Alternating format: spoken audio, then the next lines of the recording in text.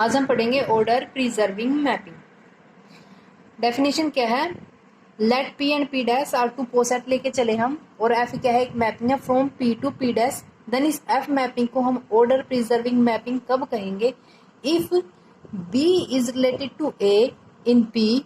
वो इम्प्लाई क्या कर दे कि F of B is related to F of A in P dash. ठीक है, अगर ये वाली कंडीशन सेटिस्फाई करता है ये एफ मैप, तो हम इसे बोलेंगे कि ये क्या है, ऑर्डर प्रिजर्विंग मैपिंग। ठीक है, नेक्स्ट है हमारा होमोमॉर्फिज्म ऑफ अ लैटिस। क्या होता है होमोमॉर्फिज्म, लेट किया एल एंड एल डैश दो क्या है, लैटिसेस हैं, और एफ एक मैपिंग है from L two L dash. तो हम इस एफ मैप को क्या बोलेंगे कि ये होमोमॉर्फिज्म है अगर ये दो कंडीशन को सेटिस्फाई करे। ये कंडीशन है F of A join B is equals to f of A join f of B, और सेकंड कंडीशन है f of A meet B is equal to f of A meet f of B। अगर ये दोनों condition, ये वाला f दोनों condition satisfy करता है तो हम बोलेंगे ये क्या मैपिंग है, ये होमोमॉर्फिज्म मैपिंग है। अगर f is homo one one and onto हो तो f क्या बन जाएगा, आइसोमॉर्फिज्म। ठीक है, नेक्स्ट एक इंपॉर्टेंट थ्योरम है, a one and onto map f from L to L dash is isomorphism if and only if f and inverse of f are order preserving map।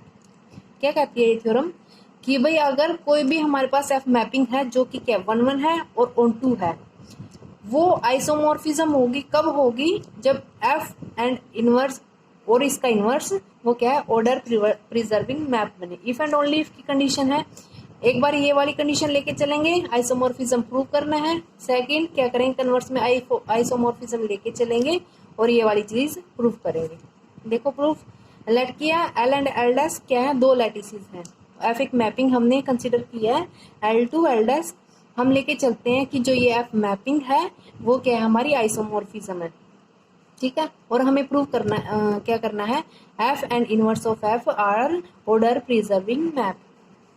हमें पता है कि एफ क्या isomorphism है, तो F क्या होगा, वन वन और ऑन टू होगा। इसका मतलब क्या है कि inverse of F is also exist करेगा। हमें दिखाना क्या है, for F inverse order preserving mapping. Order preserving mapping के लिए क्या होना चाहिए, if B is related to A in P then F of B is related to F of A in P dash. हम लेके चलेंगे कि B is related to A where A and B are the elements of L.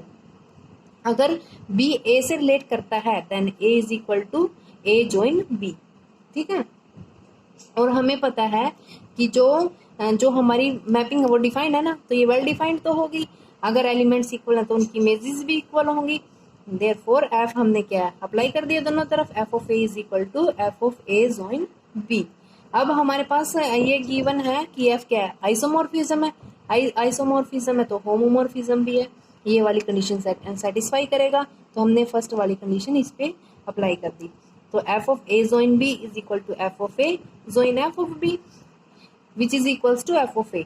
तो इसका मतलब क्या है, जो एफ ऑफ बी है वो रिलेट होगा एफ ऑफ ए से। ये एलिमेंट्स किसके होंगे, एल डैश के। तो हम लेके क्या चले थे कि B is related to A in L, वो इम्प्लाई क्या कर रहा है, F of B is related to F of A in L dash. इसका मतलब क्या है, जो हमारी एफ मैपिंग है वो क्या हो गई है, ऑर्डर प्रिजर्विंग मैपिंग।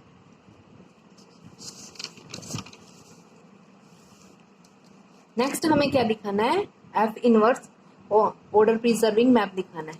लेट करके चलेंगे हम, दो एलिमेंट ले लिए हमने एल डैश के, ए डैश एंड बी डैश, और हमने इस तरह से लिए हैं कि जो बी डैश है वो रिलेट करता है ए डैश से। अगर बी डैश ए डैश से रिलेट करता है तो जो ए डैश है वो किसके इक्वल होगा, A dash join B dash.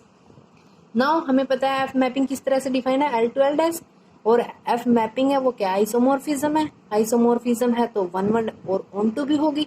On to क्या कहता है कि इसके एल डैश के हर एक एलिमेंट के लिए इस एल का कोई यूनिक एलिमेंट एग्जिस्ट करेगा।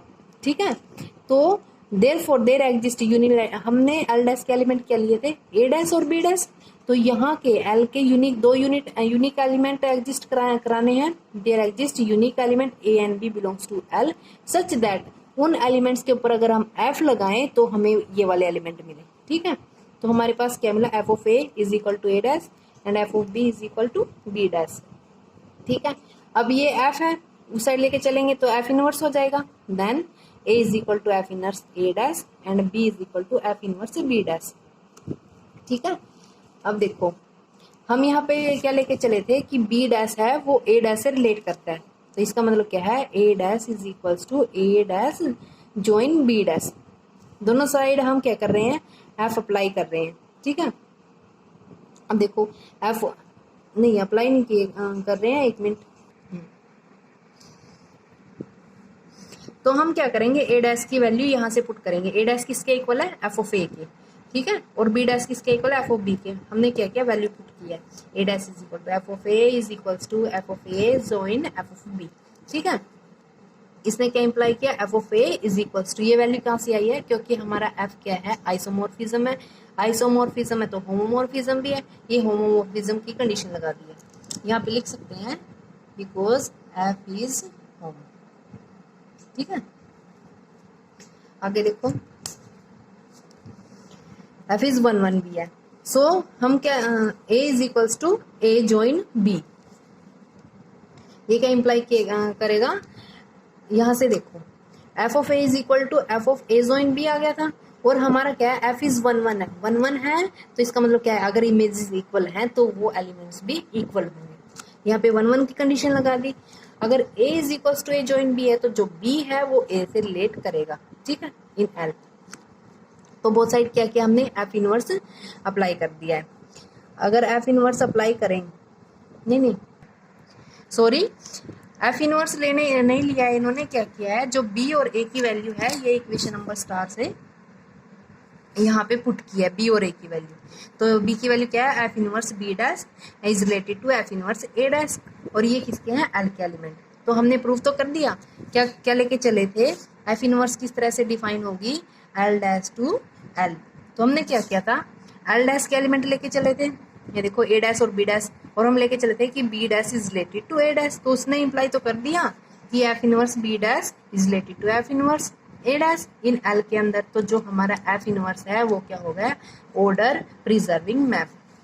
ठीक है, नेसेसरी कंडीशन तो हमारी पूरी हो गई। अब सफिशिएंट कंडीशन देखते हैं, मतलब कि इसका कन्वर्स देखते हैं। अब हम क्या लेके चलेंगे, एफ और इनवर्स ऑफ एफ को ऑर्डर प्रिजर्विंग मैप लेके चलते हैं, और ये भी गिवन है, एफ इज 1 1 एंड ऑन 2। हमें प्रूव क्या करना है, आइसोमॉर्फिज्म दिखाना है। वैसे तो आइसोमॉर्फिज्म के लिए कंडीशन होती है 1 1 ऑन 2 एंड होमो। ठीक है, 1 1 और ऑन 2 तो गिवन है, तो हम क्या दिखाएंगे, सिर्फ एफ इज होमो। देखो अब होमो के लिए दो कंडीशन सेटिस्फाई करानी है। वही देखो, लेट किया ए और बी दो एलिमेंट ले लिए एल के। देन अब हमें पता है कि जो ए और बी है वो रिलेट करता है ए ज्वाइन बी से। ठीक है, और ये ए और बी दोनों एलिमेंट्स किसके हैं, एल के। हमें पता है कि ए और बी है वो रिलेट करता है ए ज्वाइन बी से, और ये दोनों एलिमेंट एल के हैं। ठीक है, तो वो इंप्लाई करेगा एफ ऑफ ए और F of B is related to F of A join B. ये कैसे आया, क्योंकि ये गिवन है ना हमारे पास, एफ क्या है, ऑर्डर प्रिजर्विंग मैपिंग। ठीक है, वो कंडीशन लगाई है हमने। अब देखो दैट इज, तो ये दोनों एलिमेंट क्या है, इससे रिलेट करते हैं। अगर ये दोनों एलिमेंट इससे रिलेट करते हैं तो ये हमारा क्या होगा, अपर बाउंड बन गया ना F of A and F of B के लिए। वही चीज लिखी है, F of A join B is an upper bound for F of A and F of B. आगे देखो, लेकिन जो F of A join F of B होता है वो क्या होता है, लीस्ट अपर बाउंड होता है। ठीक है, और ये वाला क्या हमारा अपर बाउंड, ये लीस्ट अपर बाउंड है। तो ये जो लीस्ट अपर बाउंड है वो रिलेट करेगा अपर बाउंड से। इस इक्वेशन को मैं नाम देती हूँ ए। लेट करके चले कि यू डैश कोई एलिमेंट ले लिया एल डैश का, तो जो लीस्ट अपर बाउंड है ये किसका एलिमेंट होगा, एल डैश का। मैंने सपोज कर लिया कि जो ये एलिमेंट है वो यू डैश के इक्वल है। ठीक है, और एफ मैपिंग किस तरह से डिफाइन है, एल टू एल डैश, और ये गिवन भी है कि ये क्या है 1 1 एंड ऑन 2 है। ऑन 2 क्या कहता है, अगर यहाँ का एलिमेंट है, अगर मैं एल डैश का एलिमेंट लेके चलूँ तो यहाँ का एग्जिस्ट होता ही होता है यूनिकली, कि जिस पे एफ लगाऊं तो वो मुझे सेम एलिमेंट मिले। ठीक है, therefore there exist a unique element U for U dash के लिए, जो कि एलिमेंट एल डैश का, यहाँ का एलिमेंट यू एग्जिस्ट है करता है such that F of U is equals to U dash. ठीक है, अब देखो F of U, U dash की वैल्यू यहां से मैंने पुट कर दी, F of A join F of B. अब देखो F of U is equal to F of A join F of B है, तो इसका मतलब क्या है, एफ ऑफ ए बी इससे रिलेट करेगा और एफ ऑफ बी भी एफ ऑफ यू से रिलेट करेगा। वही चीज लिखी है मैंने, F of A and F of B is related to F of U. इसको नाम दे दिया इक्वेशन नंबर स्टार। ठीक है, दोनों एलिमेंट रिलेट करते हैं तो सेपरेटली लिखा है मैंने। इसको हम हैज ले लेते हैं क्योंकि हमने स्टार पीछे ले लिया है। तो हमने लिखा है F of A is related to F of U and F of B is related to F of U. ठीक है, और हमें पता है कि जो एफ इनवर्स है ये भी क्या है, ऑर्डर प्रिजर्विंग मैपिंग है। तो इसका मतलब क्या, अगर मैं दोनों साइड इनवर्स लगा दूं, ठीक है, इसमें मैंने एफ इनवर्स अप्लाई कर दिया बोथ साइड। ठीक है, सिमिलरली यहाँ पे भी कर दिया, तो मेरे पास क्या आएगा कि A is related to U and B is related to U. A और बी दोनों के दोनों क्या है, यू से रिलेट कर रहे हैं, तो जो यू है वो हमारा क्या बन गया, upper bound for A and B. लेकिन जो ए जॉइन बी होता है वो तो लीस्ट अपर बाउंड होता है। ठीक है, तो जो लीस्ट अपर बाउंड है वो रिलेट करेगा यू से, वो लिखा है A join B is related to U. और जो एफ है वो हमारे क्या, ऑर्डर प्रिजर्विंग मैपिंग है। ठीक है, तो यू इज, जो ए जॉइन बी है यू से रिलेट करता है, देयरफॉर एफ ऑफ यू है वो किससे रिलेट करेगा, F of A join B. और जो एफ ऑफ यू है उसकी वैल्यू क्या ली है हमने, यू डैश। यहाँ देखो ये ले रखा है, तो वैल्यू पुट किया मैंने एफ ऑफ यू की जगह U dash, therefore F of A join B is related to U dash. अब देखो हमारे पास क्या आ चुका है, F of A join B is related to U dash from A. ये इक्वेशन नंबर ए देखो, यहाँ पे मैंने क्या किया है, जो F of A join F of B लिखा है और ये वाली वैल्यू यहाँ पे लिखी है, और ये क्या है, यू डैश। ठीक है, अब देखो अगेन जो यू डैश की वैल्यू है ये वाली F of A join F of B, ये भी वैल्यू पुट करती है। तो ये वाली इक्वेशन देखो, इक्वेशन नंबर @ लगा देते हैं इसे। ठीक है, तो इस इक्वेशन से क्या आया है कि F of A join F of B is equals to F of A join B. ठीक है, तो हमारी यहाँ पे फर्स्ट कंडीशन प्रूव हो जाती है। ठीक है, सेकंड कंडीशन प्रूव करेंगे अब हम। अगेन हमें पता है कि A meet B is related to A and B and also, गलत लिखा हुआ है, and also A meet B is related to B. अब हमारे पास क्या है, एफ क्या है, ऑर्डर प्रिजर्विंग मैपिंग है, देयरफॉर मैंने एफ अप्लाई कर दिया है। तो F of A meet B is also related to F of A, और यहाँ पे भी सेम कंडीशन अप्लाई की है, F of A meet B is related to F of B. इसका मतलब क्या है कि जो F of A meet B है वो हमारा लोअर, तो जो F of A meet B है वो क्या बनेगा, एफ ऑफ ए और एफ ऑफ बी के लिए लोअर बाउंड बनेगा। और हमें पता है कि जो F of A meet F of B है वो तो ग्रेटेस्ट लोअर बाउंड होता है। ठीक है, तो जो लोअर बाउंड है वो रिलेट करेगा ग्रेटेस्ट लोअर बाउंड से। अब हम लेके चलते हैं कि जो जी डैश है वो क्या, ग्रेटेस्ट लोअर बाउंड है, तो उसको इक्वल रख दिया, G dash is equal to F of A meet F of B. Then हमें पता है कि जो मैपिंग है हमारी वो क्या, 1 1 और 1 2 है, तो देयरफॉर जो एल डैश के एफ मैपिंग है from L two L dash, तो एल डैश के हर एक एलिमेंट के लिए जो हम जी डैश लेके चले, यहाँ का कोई एक एलिमेंट एग्जिस्ट करेगा ना जी, जिसपे हम एफ लगाएं तो हमें क्या मिलेगा, जी डैश। ठीक है, वही किया हमने, ऑन टू की डेफिनेशन लगाई है। Then there exist a unique G belongs to L such that F of G is equals to G dash. यहाँ पे हम जी डैश की वैल्यू पुट कर देंगे, F of G is equals to F of A meet F of B. ठीक है, this implies that f of z is related to f of a and f of z is related to f of b। और हमें पता है f inverse क्या है, order preserving map है, therefore यहाँ पे f इनवर्स अप्लाई कर दें तो जो g है वो रिलेट करेगा a से और जो g है वो भी रिलेट करेगा b से। दोनों फिर जो g है दोनों से रिलेट कर रहा है तो उसके मीट से भी रिलेट करेगा। आल्सो फिर वही लगाई हमने डेफिनेशन, f क्या है, ऑर्डर प्रिजर्विंग मैप है, therefore f of z is related to f of a meet b।